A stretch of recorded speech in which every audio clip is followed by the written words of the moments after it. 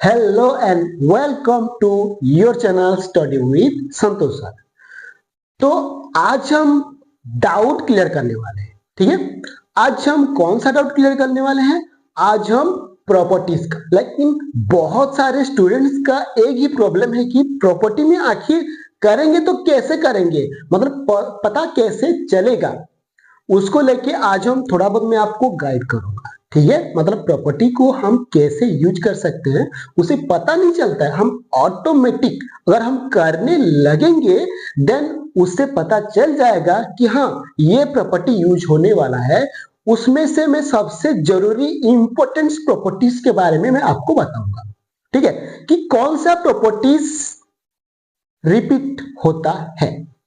Okay, ठीक है। तो सबसे पहले मैं आपको प्रॉपर्टीज के बारे में बता देता हूं, जो कि ये मैट्रिक्स का है।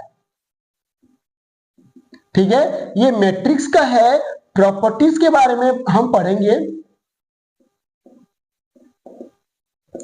तो अगर नॉइज थोड़ा बहुत आए तो इग्नोर कर लेना। ठीक है, क्योंकि ये नया लगाया हूं, अच्छा या बुरा है मुझे नहीं पता। प्रॉपर्टीज तो सबसे इंपॉर्टेंट यानी कि प्रॉपर्टी में से सबसे जरूरी प्रॉपर्टी कौन सा है, मतलब हमें कौन सा प्रॉपर्टीज यूज करना है। पढ़ना तो सभी है, ठीक है, सभी प्रॉपर्टीज आपको पढ़ना है, लेकिन जो प्रैक्टिकली जरूरी है जैसे कि 1 2 और 3 और 6। ठीक है, प्रॉपर्टी 1, प्रॉपर्टी 2, प्रॉपर्टी 3 और प्रॉपर्टी 6, ये चार प्रॉपर्टी जो कि रिपीटेड होता है, यानी कि रिपीट होता है। मतलब आप देख लेना कि ये चारों प्रॉपर्टी रिपीट होता है। तो मैं थोड़ा बहुत ये चारों प्रॉपर्टी के बारे में बताता हूं, लेकिन एज ए थ्योरी के हिसाब से मैं नहीं बताऊंगा, जस्ट नॉर्मली प्रैक्टिकली बताऊंगा। ठीक है, इस प्रॉपर्टी 1 की बात अगर करें, प्रॉपर्टी 1 की बात अगर करें तो प्रॉपर्टी 1 में कहता क्या है, मतलब क्या कहा है, उसके बारे में थोड़ा बहुत देख लेते हैं। देखो मैं बुक लिया हूं। ठीक है, ये थोड़ा बहुत ज्यादा तो पुराना नहीं है, लेकिन थोड़ा बहुत पुराना है। ठीक है, देखो प्रॉपर्टीज के बारे में, लेकिन जैसे कि मैं आपको कहा था कि 1, पहले कहा था 1, तो 1 में कहा है, क्या कहा है, अच्छे से ध्यान से सुनना। एक बार बताऊंगा, बार बार रिपीट नहीं करूंगा। ठीक है, पहले में कहा है कि इफ एनी रो, अच्छा थोड़ा बहुत मैं आपको बता देता हूं कि ठीक है, ठीक है, चलो मतलब मैं मिस्टेक कर दूंगा नहीं तो पहले हम समझ लेते हैं कि एक्चुअली में रो कौन सा है एंड कॉलम कौन सा है। ठीक है, ये है मतलब जैसे कि हमें प्रॉपर्टी करना है ना, मतलब जैसे कि डिटर्मिनेंट का ऐसे तो करते हैं ना। तो सपोज मान लो कि यहाँ पे मैं 1 1 2 3 लिख दिया, 4 5 6 लिख दिया, 7 8 9 लिख दिया। ठीक है, ठीक है, मैंने ये लिख दिया, समझ में आ गया। तो अब हमें पता कैसे चलेगा कि इसमें कॉलम कौन सा है और इसमें रो कौन सा है। ठीक है, तो 3 कॉलम होता है, पता है आपको, क्योंकि ये 3 इंटू 3 ऑर्डर का है, क्योंकि ये 3 इंटू 3 ऑर्डर का है, तो इसमें डेफिनेटली 3 कॉलम्स एंड 3 रो ही होगा। समझ में आ गया। ठीक, अब क्या करने वाला है कि रो कौन सा है, किसको हम रो कहेंगे, किसको हम कॉलम कहेंगे, तभी मैं प्रॉपर्टी बताऊंगा तो आपको इजीली याद हो जाएगा। ठीक है, और फिर क्वेश्चन में हमें कैसे अप्लाई करना है उसके बारे में आपको बता दूंगा। तो सबसे पहले देखो, ये है कॉलम 1, इसीलिए मैं C1 लिखता हूं।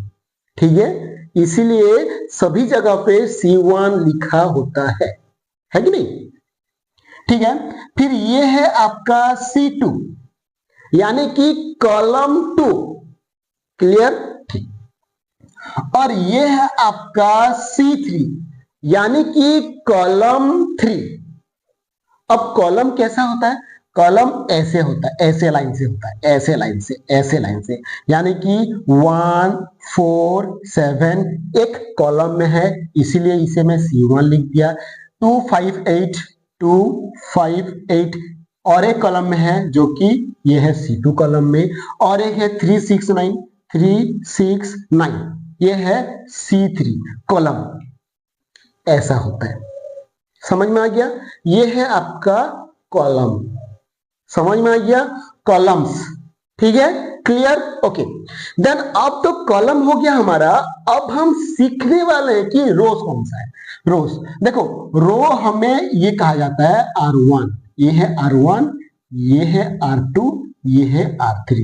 यानी कि अगर हम प्रैक्टिकली सीखेंगे तो जैसे कि ये हो गया एक बार, अगर हम देखेंगे तो 1 2 3, मतलब ऐसे ऐसे जो लाइन जाता है ना, मतलब इस तरह से जो लाइन जाता है, इस तरह से जो लाइन जाता है, मतलब इस साइड भी होगा, कोई नहीं, मैं उस साइड लिख रहा हूं इसलिए बता रहा हूं। ठीक है, ऐसे ऐसे जो लाइन जाता है, ये तो ऐसे स्ट्रेट लाइन जाता है ना, ऐसे जाता है। ठीक है, ये किस साइड जाता है, मतलब यहाँ पे ये क्या क्या कह सकते हैं हम इसे। ठीक है, अब इसे 1 2 3 कैसे लिखा, ये है रो 1, इसे मैं रो 1 कहूंगा। ठीक है, समझ में आ गया? अब आ जाता है, थोड़ा मैं दूर लिख देता हूं ताकि आपको अच्छे से समझ में आ जाए। 4 5 6, मतलब ऐसे ये रो 1 हो गया, ऐसे ये रो 2 हो गया, और 7 8 9 और 7 8 9 ये हो गया रो 3। आई थिंक कि आपको कॉलम्स और रोज में सब कुछ प्रॉब्लम कंप्लीट है, तो जो भी प्रॉब्लम रहा होगा सॉल्व हो गया होगा, है कि नहीं? तो इसमें से आपको तो पता चल गया कि रोज कौन सा है। ठीक है, रो कौन सा है एंड कॉलम्स कौन सा है। क्लियर? देन अब ये तो क्लियर हो गया, लेकिन प्रॉपर्टी 1 तो हमें समझना पड़ेगा ना। तो उससे पहले थोड़ा बहुत मैं मीठा देता हूं। समझ में आ गया ना दोस्तों?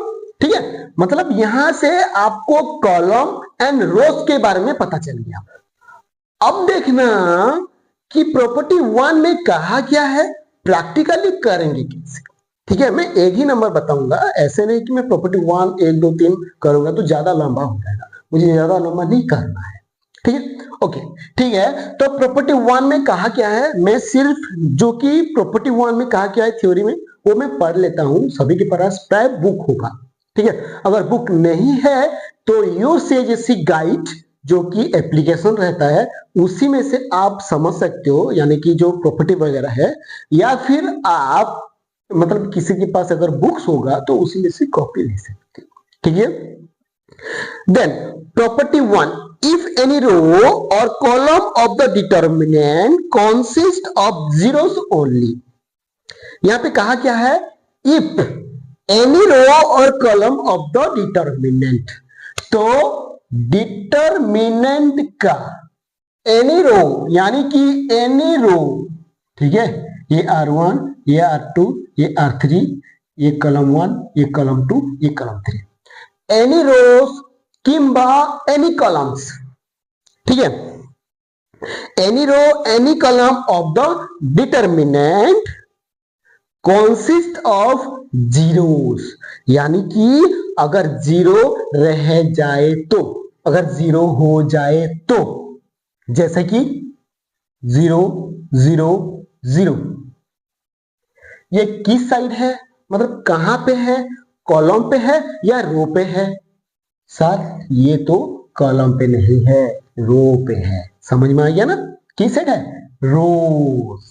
ठीक है, ये R1 यानी कि रो पे है, यानी कि कॉलम पे हो या रो पे हो, अगर 0 है तो उसका वैल्यू क्या हो जाएगा, 0 हो जाएगा। यानी कि consist of zeros only, only zeros, then the value of a determinant becomes 0। ठीक है, देखो ये हो गया क्या, ये रो, यानी कि रोज में 0 कॉन्सिस्ट है, इसीलिए इसे हमें करना ही नहीं है। इसका मतलब ये प्रॉपर्टी 1 अप्लाई हो गया और इसका वैल्यू 0 हो गया, तो इसमें इसी साइड में हम लिख सकते हैं कि प्रॉपर्टी 1 अप्लाई हो गया। समझ में आ गया? ठीक है, अब अगर करेंगे, जैसे कि मान लो कि 0 0 0 1 2 3 4 5 6, ठीक है, ये कर लेंगे। ठीक है, तो यहाँ पे R1 आ गया। ये पहले पहले आपको अगर पता नहीं चला तो इस तरह लिख के करो, तो अगर पता चल जाएगा ना, अब नहीं लिखने से भी कोई फर्क नहीं पड़ेगा। ठीक है, प्रॉब्लम नहीं होगा। अब देख लो यहां पे रोज कॉलम में तो मार्क कर दिया हूं एंड आपको समझा भी दिया हूं, ठीक है। अब आते हैं कि इसमें जीरो कॉन्सिस्ट है क्या, यानी कि इस डिटर्मिनेंट में जीरो है क्या? हाँ सर है। कहां पे है? अब मुझे बताओ जीरो कहां पे है। यहां पे तो जीरो ऐसे था, यानी कि रो 1 पे था, तो यहां पे जीरो कहां पे हो, कहां पे है? ठीक है, कॉलम 1 पे है। तो इसका वैल्यू क्या हो जाएगा? आंख बंद करके लिख लेना जीरो, इसका वैल्यू जीरो होगा। आप खुद कैलकुलेट करके देख लो, ठीक है, खुद कैलकुलेशन करके देख लो, इसका वैल्यू जीरो नहीं है तो बोलना, ठीक है। समझ में आ गया? कहीं पे भी यहां पे रहे या यहां पे रहे या कहीं पे रहे, लेकिन ऐसे नहीं होगा, ठीक है। जैसे कि मान लो कि 1 2 0 3 4 0 5 6 सॉरी 0 4 0 5 ऐसे, यानी कि कोई रो या कॉलम में जीरो है क्या? ओनली जीरोस, ओनली कहा था, ठीक है, ओनली जीरोस कहा था, यानी कि कोई भी जीरो नहीं है, सिर्फ एक जीरो है। तो इसका मतलब इसका वैल्यू कुछ ना कुछ तो आएगा, ठीक है। तो इसका काम ही प्रॉपर्टी 1 में नहीं है। समझ में आ गया? समझ में आ गया, यानी कि प्रॉपर्टी 1 आपको अच्छी तरह से समझ में आ गया। अब आ जाते हैं प्रॉपर्टी 2 की तरफ। प्रॉपर्टी 2 में कहा क्या है, ठीक है, मैं थोड़ा स्पीड बढ़ा दूंगा ताकि ज्यादा लंबा ना ही हो, ठीक है, इसमें से अच्छा होता है ना ज्यादा लंबा नहीं होगा। तो यहाँ पे प्रॉपर्टी 2, सॉरी ये नहीं चल रहा यार, ठीक है, प्रॉपर्टी 2 मैंने नंबर 2 प्रॉपर्टी कहा गया है, इसे भी थोड़ा समझ। नंबर 2 प्रॉपर्टी कहा है कि इफ एनी टू रोज, यहां पे ध्यान दो, if any two rows or column of the determinant are identical then the value of the determinants become zero। लेकिन प्रॉपर्टी 1 में क्या कहा था? if any row or column of the determinant consist of zeros, ठीक है। लेकिन यहां पे कहा है कि if any row or column, sorry any नहीं, if any two rows or column, ठीक है, इसे भी समझ लेते हैं हम। ये हो गया आपका थोड़ा बहुत जो भी था, ठीक है, ये क्लियर हो गया। अब समझते हैं, ये तो R1, ठीक है, ये R2 और ये R3 और यहाँ पे C1 C2 C3 आ गया, ठीक है। अब यहाँ पे कहा है कि इफ एनी टू रोज, यानी कि दो रोज, मतलब दो रोज या तो दो कॉलम, यानी कि ऐसे दो कॉलम यानी कि दो रोज अगर जीरो हो जाते हैं तो आइडेंटिकल, सॉरी आइडेंटिकल। अब यहां पे समझते हैं कि आइडेंटिकल, आइडेंटिकल मतलब सेम, समान, इक्वल, ये भी हो सकता है। यानी कि अगर आइडेंटिकल है यानी कि समान है, मतलब बोथ कॉलम या बोथ रोज अगर इक्वल्स हैं यानी कि सेम है, सेम है, जैसे जैसे कैसे, जैसे कि 1 2 3 1 2 3 सेम है कि नहीं, ठीक है, 1 2 3 1 2 3 ये भी तो सेम है ना। लेकिन प्रैक्टिकली मैं बताऊंगा, डरना नहीं है। अब यहाँ पे आ गया, मैं यहाँ पे एग्जांपल दे देता हूं, 1 2 3 1 2 3 4 5 6। अब यहां पे देखना बाकी है कि यहां पे आइडेंटिकल है या नहीं है। कैसे? यहां पे क्या आइडेंटिकल है? 1 2 3 रो 1 में भी है एंड 1 2 3 रो 2 में भी है, यानी कि दो रोस में सेम है, तो इसका मतलब इसका वैल्यू जीरो आएगा। क्लियर?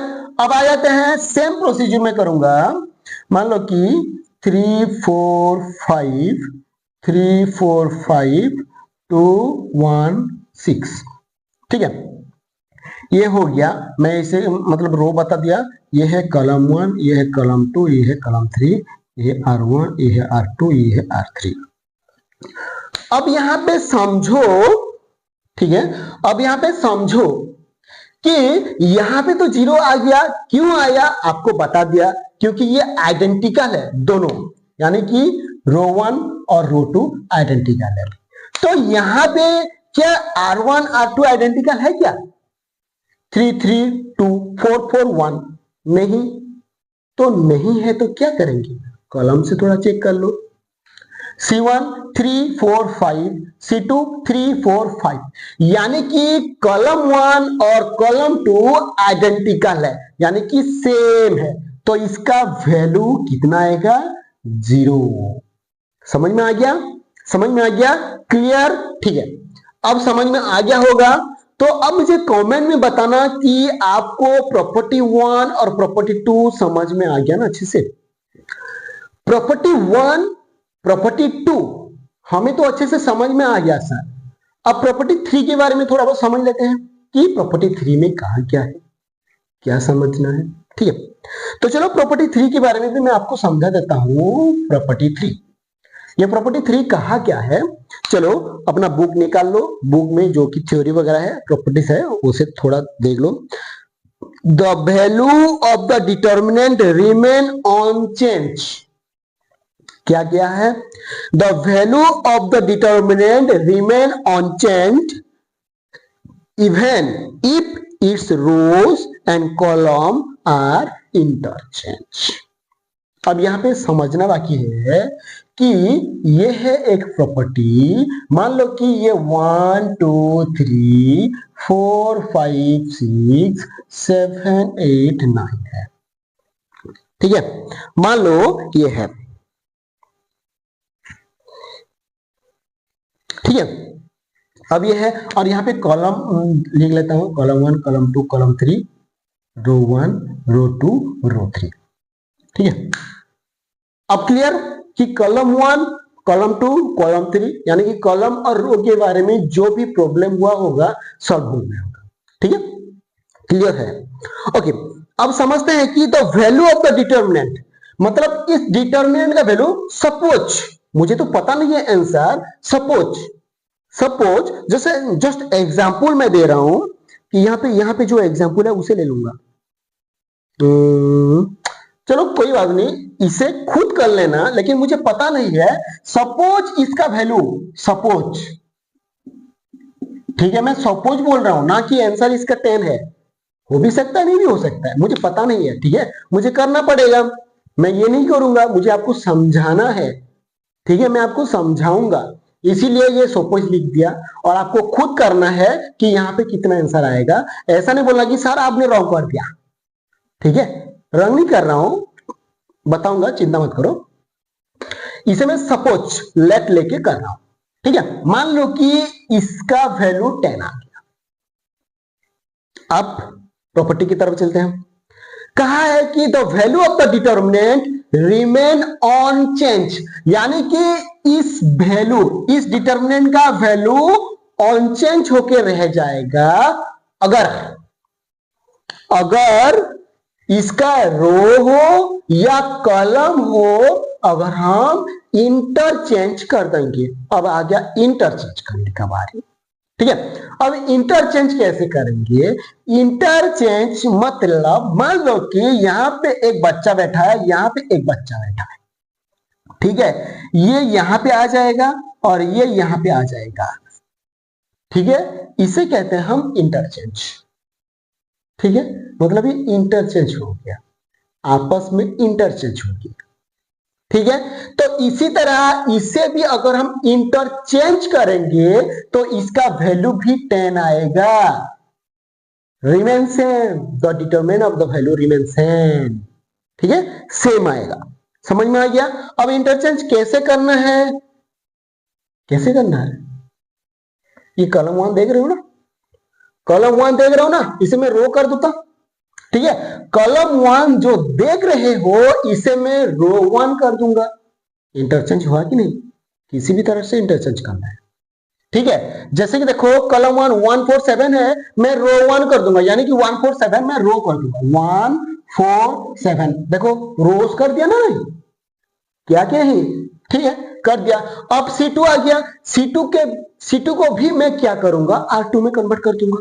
ठीक है, तो 2 5 8 है, यानी कि 2 5 8 ये कॉलम में था, मैंने रो कर दिया। समझ में आ गया, ये इंटरचेंज हो गया। ठीक है, अब C3 की बारी है। 3 6 9 है, तो मैं इसे क्या करूंगा, रो 3 कर दूंगा। 3 6 9 ये रो 3 हो गया। अब समझ में आ गया, ये है R1, ये है R2, ये है R3, ये है C1 C2 C3। ठीक है, समझ में आ गया कैसे मैंने इंटरचेंज किया, कैसे मैंने इंटरचेंज किया, है कि नहीं, कैसे मैंने इंटरचेंज किया, समझ में आ गया। बस अब देखोगे कि सर रो 1 तो कॉलम 1 हो गया, हाँ ये भी इंटरचेंज हो गया ना, मतलब एक को चेंज करोगे तो ऑटोमेटिक चेंज हो जाएगा, है कि नहीं, होगा, होने दो, होगा भी। ठीक है, तो इसका वैल्यू भी 10 आएगा, इसका वैल्यू भी 10 आएगा, यानी कि इन दोनों में कोई डिफरेंस नहीं होगा, उसका जो भी आंसर होगा सेम ही आएगा।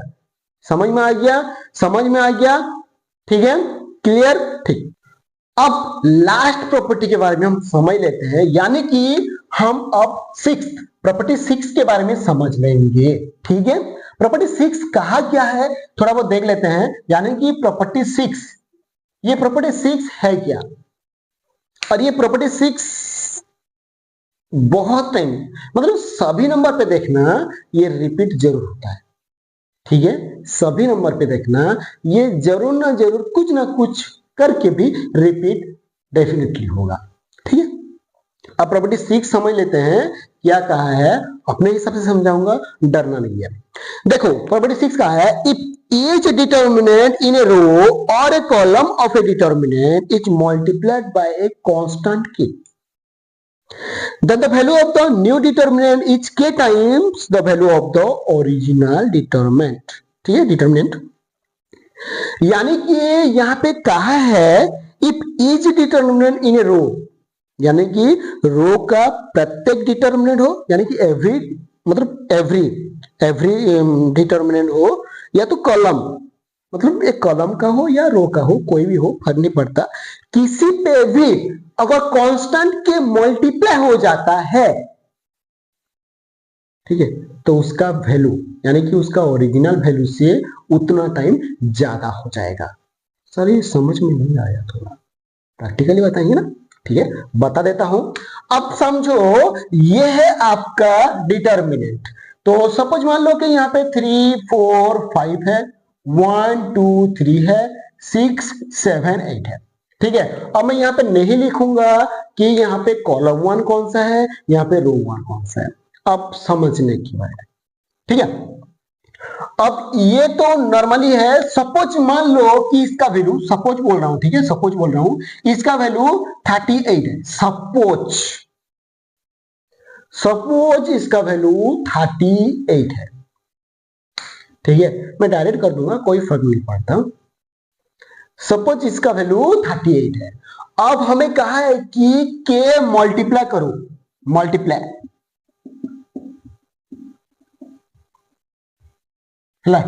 ठीक है, यहां पे मल्टीप्लाई बाय के, हमें के से मल्टीप्लाई करना है, यानी कि के का मतलब क्या है, के का मतलब है कोई भी नंबर से हमें मल्टीप्लाई करना है। सपोज मान लो कि के का मतलब है 2, थोड़ा ज्यादा नहीं लूंगा जो कि प्रैक्टिकल इजी हो जाएगा ना, उसी तरह लूंगा तो समझ में आएगा। सपोज मान लो कि के का वैल्यू है 2, यानी कि 2 से ओरिजिनल डिटर्मिनेंट के साथ मल्टीप्लाई करना है, मल्टीप्लाई करना है ना, है कि नहीं। मान लो देखो मैं यहां पे मल्टीप्लाई कर दिया, तो यानी कि 2 इंटू 38 होगा कि नहीं, होगा कि नहीं, इक्वल टू कितना होगा, इतना होगा, होगा कि नहीं। तो ये हो गया आपका आंसर। अब यहां पे देखना 2 times more than original value. ठीक है, अब ओरिजिनल वैल्यू कितना था, ओरिजिनल वैल्यू आपका था 38 और उसका 2 टाइम्स हुआ कि नहीं, 76 हुआ कि नहीं, 2 टाइम्स।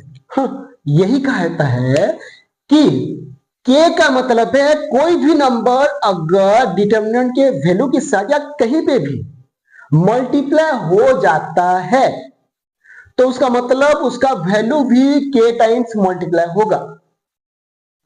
किससे? ओरिजिनल वैल्यू से, ओरिजिनल डिटर्मिनेंट से। ठीक है, समझ में आ गया? यह है आपका प्रॉपर्टी 6 जो कि सबसे सस्ता, सबसे सुंदर और सबसे मजबूत है। ठीक है, समझ में आ गया ना? ठीक, अब मैं एक नंबर करने वाला हूं, जस्ट सिंपल सा एक नंबर करने वाला हूं जो कि आपके प्रैक्टिकल में है। ठीक है, अब नंबर कैसे होगा कैसे नहीं, एग्जाम्पल में शायद है, एग्जाम्पल का मैं कर लेता हूं। ठीक है, इलस्ट्रेशन का कर लेता हूं। उसी नंबर को मैं आपको थोड़ा बहुत अच्छे से समझा दूंगा, लेकिन नेक्स्ट टाइम मैं और एक वीडियो लेके आऊंगा जो कि आपको प्रॉपर्टी दो टाइप्स का होता है, जो कि एक प्रूफ करने के लिए होता है, जो कि एक नहीं दिया होता है और प्रूफ करने के लिए होता है कि सो दैट। ठीक है, प्रूफ दैट कहता है और एक सो दैट कहता है कि हमें सो दैट मतलब जो नंबर दिया गया है यानी कि जो प्रूफ में दिया गया है उसे हमें शो करना है, और जो कि प्रूफ कहा गया है उसे मतलब नहीं दिया है कितना आंसर है उसे हमें प्रूफ करना है। ठीक है, तो कैसे करना है मैं नेक्स्ट वीडियो में बताऊंगा, लेकिन अभी के लिए आप थोड़ा स्टे ट्यून रह जाइए। ठीक है, मैं एक नंबर कर लेता हूं। अब देखो इलस्ट्रेशन 2 जो कि नंबर है, ठीक है, एबीसीडी वगैरह नहीं है, जो कि नंबर है। नंबर क्या है?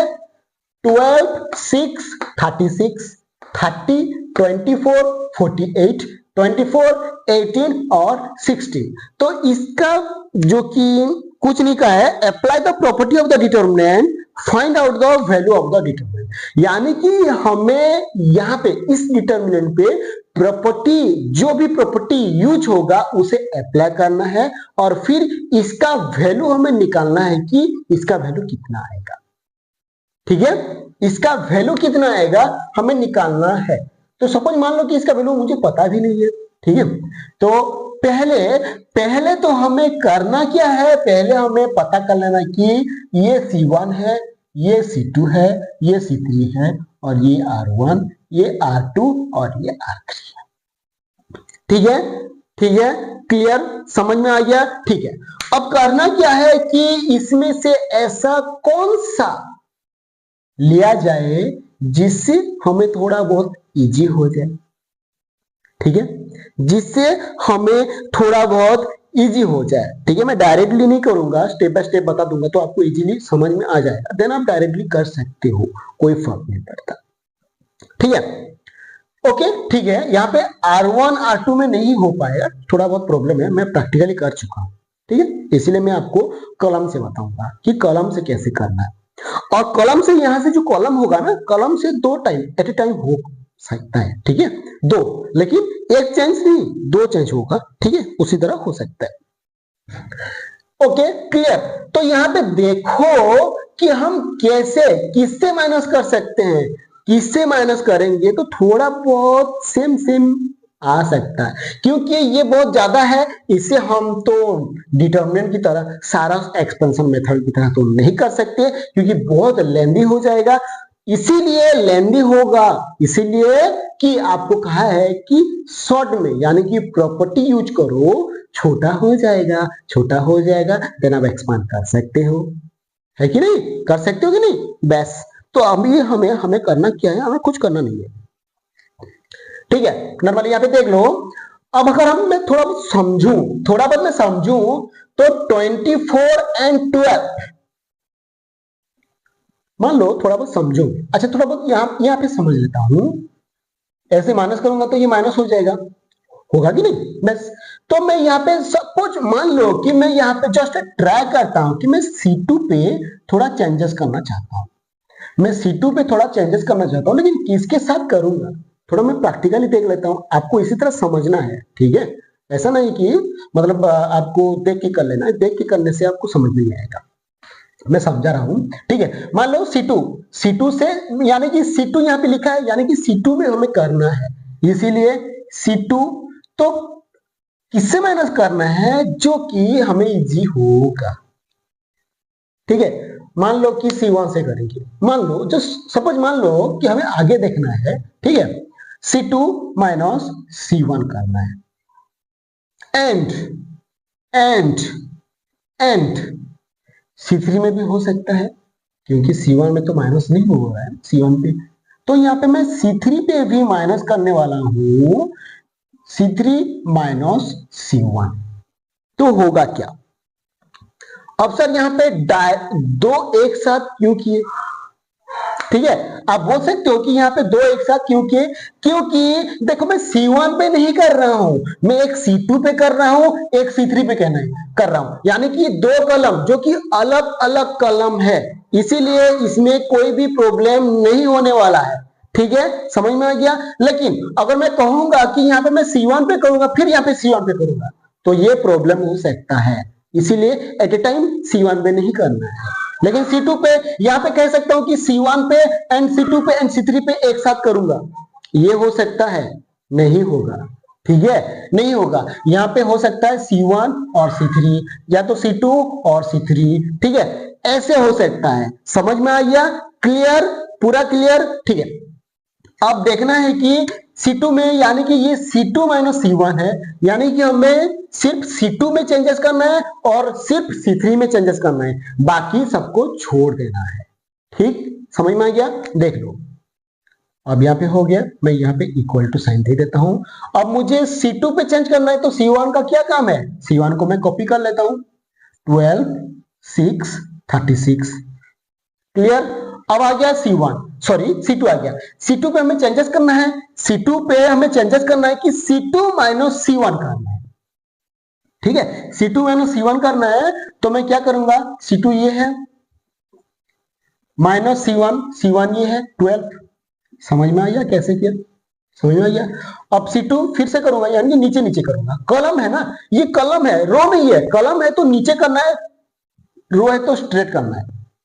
ठीक है, तब समझ में आएगा। अब करना है 24 माइनस 6, अब करना है 48 माइनस 36। ठीक है, समझ में आ गया ये कैसे किया मैंने? समझ में आ गया? यहाँ पे मैंने ज्यादा कुछ नहीं किया, यहाँ पे मैंने ज्यादा कुछ नहीं किया, इसके अकॉर्डिंग मैंने नंबर पुट कर दिया। ठीक है, यहाँ पे माइनस है, माइनस कर लिया, प्लस होता तो प्लस कर लेता। ठीक है, मल्टीप्लाई होता तो मल्टीप्लाई कर लेता, डिवाइड होता तो डिवाइड कर लेता, कुछ भी होता तो मैं वही करता। ठीक, समझ में आ गया? मैं यहाँ पे C2 पे क्या हूं, इसीलिए मैं C2 माइनस C1 लिख दिया। आप ये डायरेक्ट भी कर सकते हो, लेकिन थोड़ा मैं समझाने के लिए ऐसे किया हूं, ताकि आगे प्रॉब्लम ना हो, एक ही टाइम आप अच्छे से समझ लो। ठीक, समझ लेते हैं। देन C2 पे तो हमारा काम हो गया, अब C3 पे हमारा काम है। ठीक है, C3 पे काम है, C3 तो चेंजेस नहीं हुआ है ना। ठीक, तो C3 पे हमें काम है, तो C3 माइनस C1 होगा, यानी कि C3 पहले 24 है, माइनस C1 है 12। ठीक है, फिर 18 है और माइनस 6 है, फिर 60 है और माइनस 36। ठीक है, अब समझ में आ गया? अब समझ में आ गया? समझ में आ गया कि नहीं, मुझे ये बताओ अच्छे से पहले। ठीक है, देखो मैंने क्या किया, कुछ नहीं किया, सिर्फ जो जैसा है उसी तरह मुझे सजा के रख देना है। ठीक है, जो जिस तरह है उसी तरह मुझे डेकोरेशन करना है। ठीक, एक नंबर वाला एक नंबर बेंच पे बैठेगा, 2 नंबर वाला उसके साइड में बैठेगा, 3 नंबर वाला उसके साइड में बैठेगा, तो 5 नंबर वाला किसके साइड में बैठेगा? 4 नंबर के साइड में बैठेगा, तो उसी तरह बैठा। ठीक, समझ में आ गया? ओके, अब यहां पे तो माइनस हो गया, अब इसे तो काटना है कि नहीं, इसलिए इसी साइड कर रहा हूं। ठीक है, ये 12, ये 6 और ये 36, इसे तो मैं same to same copy paste कर लूंगा। ठीक है, अब 30 से 12 चला गया तो कितना होगा हमारा? 12, यानी कि 18 होगा। ठीक, 18 होगा, मैं लिख दिया 18। अब 24 से माइनस 6 अगर काट देंगे तो क्या कितना होगा? ठीक है, ये भी 18 होगा। ठीक है, कोई बात नहीं। अब 48 से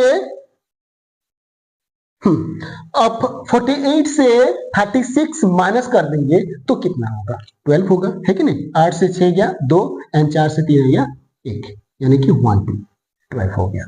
समझ में आ गया? समझ में आ गया? ठीक, अब इतना तो हो गया क्लियर, यानी कि हमें कॉलम 2 पे कंफर्म, कॉलम 2 पे हमें करना, जो करना था कर लिया। ठीक है, अब कॉलम 3 पे भी है ना, कॉलम 3 पे हमें कुछ करना है, मतलब गड़बड़ करना है, नहीं गड़बड़ नहीं, आंसर भी करना है। ठीक है, 24 से 12 गया यानी कि 12 हो जाएगा, है कि नहीं? होगा कि नहीं? होगा, होने दो। 18 से 6 गया यानी कि 18 से 6 गया, कितने होगा? 18 से 6 गया, इसका मतलब कितना होगा? 12 भी होगा ना। होने दो। 16 से 36 गया, कितना होगा? 16 से 36 गया, कितना होगा? 0 है, 6 से मतलब 10 से 6 गया, 4 आ गया, और यहाँ पे 5 से 3 गया, 2 आ गया। इतना तो पता है ना हमें, ठीक है? अब हो गया, ठीक। अब हमें जो माइनस कर लिया था कर लिया, जिसे प्रॉपर्टी यूज करना था कर लिया, लेकिन यहाँ पे कुछ प्रॉपर्टी वगैरह यूज होता है क्या? नहीं, ये नॉर्मली सिर्फ माइनस वगैरह यूज होता है। हो गया ना माइनस वगैरह। अब यहाँ पे बोलना कि सर प्रॉपर्टी कौन सा यूज हुआ, हम तो पता भी नहीं चला। धैर्य रखो, ठीक है? ये समझ में आई आपको। अब देखना है यहाँ पे और एक ट्रिक भी है, लेकिन मैं नहीं करूंगा, और थोड़ा छोटा कर देता हूं ताकि आपको अच्छे से समझ में आ जाए। मैं डायरेक्ट भी उसी तरह कर सकता हूं, लेकिन नहीं करूंगा, ठीक है? आपको डायरेक्ट करने से क्या होगा ना, प्रॉब्लम हो जाएगा। तो यहाँ पे कुछ प्रॉब्लम तो नहीं है ना? या मैंने कुछ प्रॉब्लम किया, कुछ रॉन्ग किया?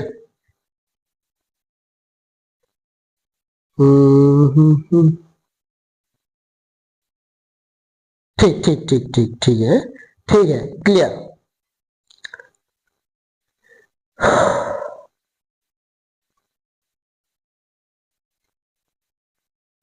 ओके, ठीक है।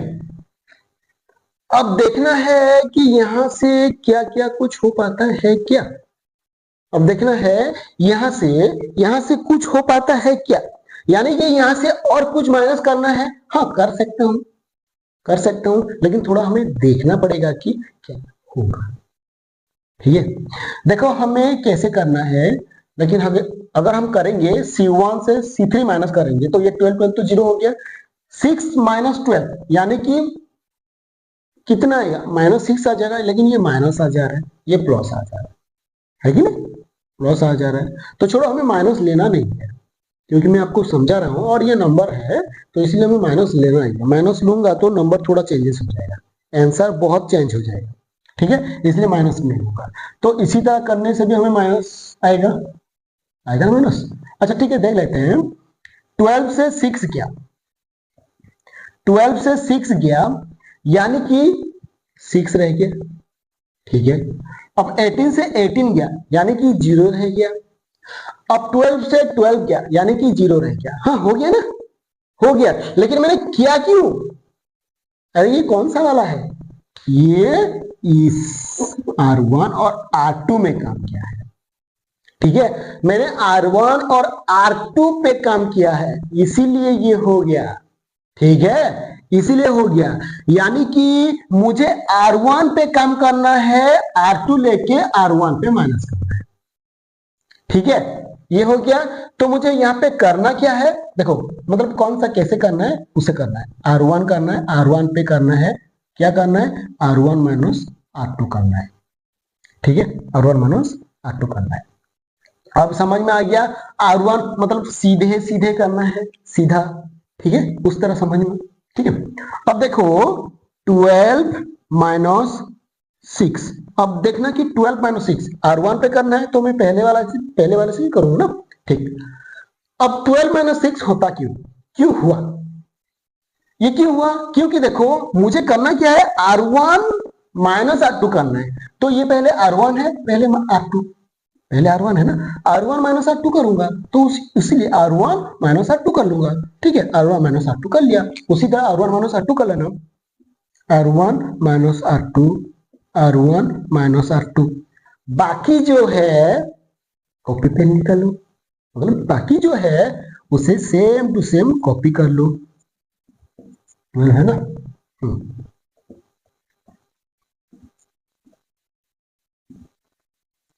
बाकी जो है उसे सेम टू सेम कॉपी करना है, सिर्फ जहां पे हमें करना है उसे ही चेंज करना है, ठीक है? जैसे कि मैं R1 पे कर रहा हूं उसे मैंने चेंज कर दिया। गाइस बहुत टाइम हो गया है, तो ये लास्ट नंबर है आपके लिए, ठीक है। इतना हो गया, इतना तो हो गया। अब देखना 12 से 6 गया यानी कि 6 आ जाएगा। 18 से 18 गया 0, 12 से 12 गया 0, और बाकी कॉपी 6 8 12 36 12 24, ठीक है, ये हो गया। अब देखो R1 के हिसाब से तो मैंने कर लिया, तो इसे माइनस भी तो करना है ना, माइनस कर लिया, माइनस मैंने कर लिया। अब माइनस करने के बाद, अब रह गया क्या, ये 0 0 0 0 सब कुछ है। तो मुझे यहाँ पे करना क्या है, अब थोड़ा छोटा हो गया, तो इसमें और कुछ प्रॉब्लम नहीं है, डायरेक्ट मैं इसी तरह पहले भी मैं कर सकता था, ठीक है, जो अभी करने वाला हूं।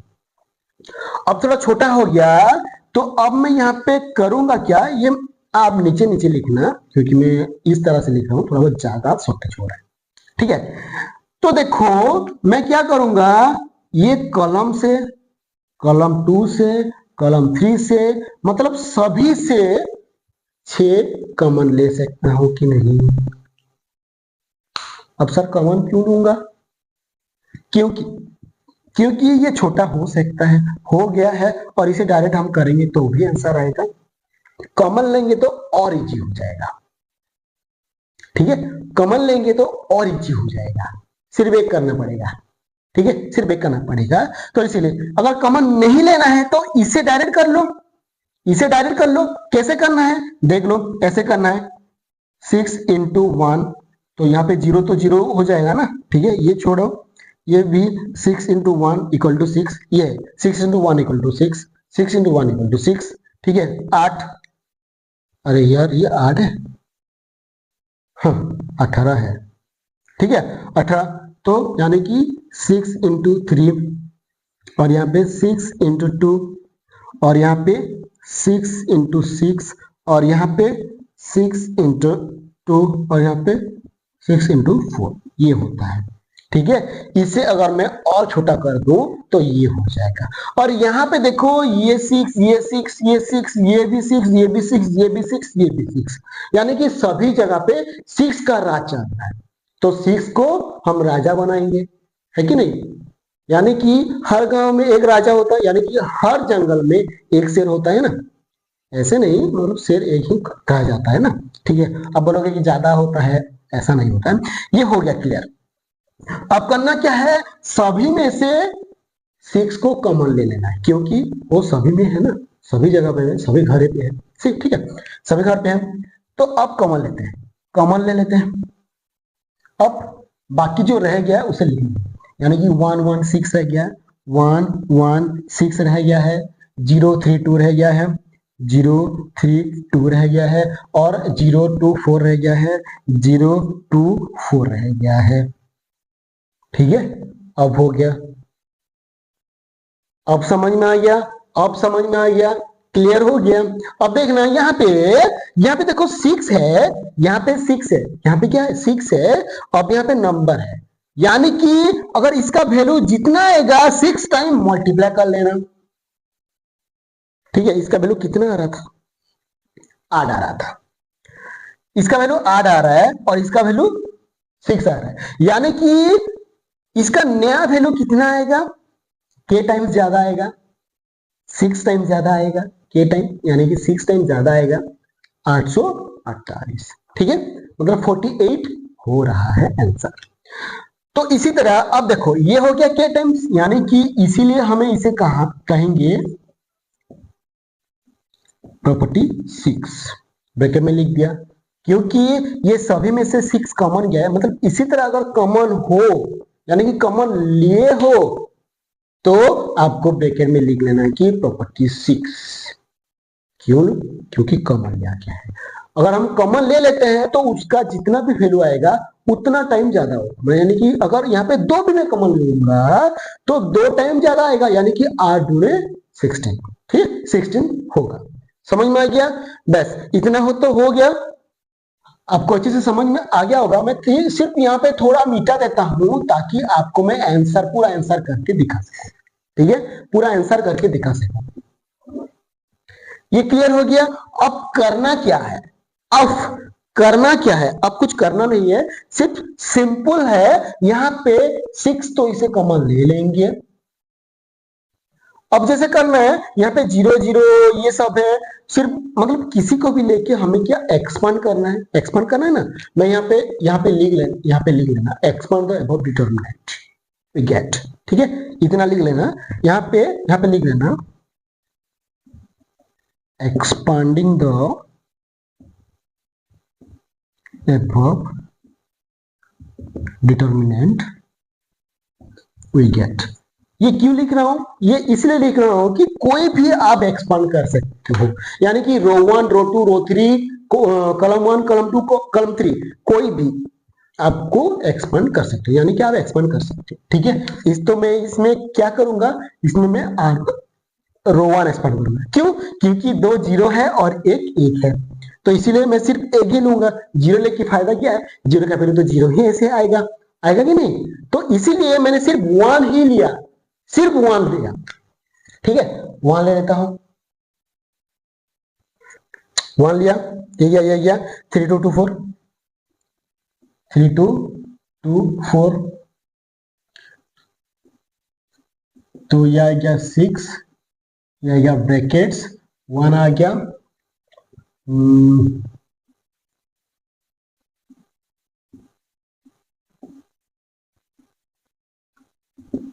6 इंटू, ये मैं डायरेक्ट लिख रहा हूं, ठीक है। ये कितना होगा, 8 होगा, ठीक है। 14 आपका आंसर है। बस आपको डायरेक्ट करना नहीं है, आपको डायरेक्ट करना नहीं, क्योंकि स्टेप मार्किंग बहुत जरूरी होता है, ठीक है। इसलिए स्टेप आपको छोड़ना नहीं है मैथ में, सिर्फ मैथ में और जो भी अकाउंट्स वगैरह में जहां पे भी होता है स्टेप वगैरह उसे छोड़ना नहीं है। तो आपको मैंने प्रॉपर्टी तो थोड़ा बहुत समझा दिया अच्छे से, इसमें आपको कैसे आप करना है, कैसे आपको कॉलम और रो जानना है, चूज करना है, इसके बारे में आपको मैंने अच्छे से समझा दिया, ठीक है। तो नेक्स्ट वीडियो में आपको क्या करूंगा, नेक्स्ट वीडियो में मैं आपको दो नंबर आपको मैं अच्छे से बता दूंगा, ताकि आप पूरा प्रैक्टिकल जिस तरह से है ना, उसी तरह से प्रैक्टिस करके इजीली अच्छे से आपको खुद को डेवलप कर सकते हो।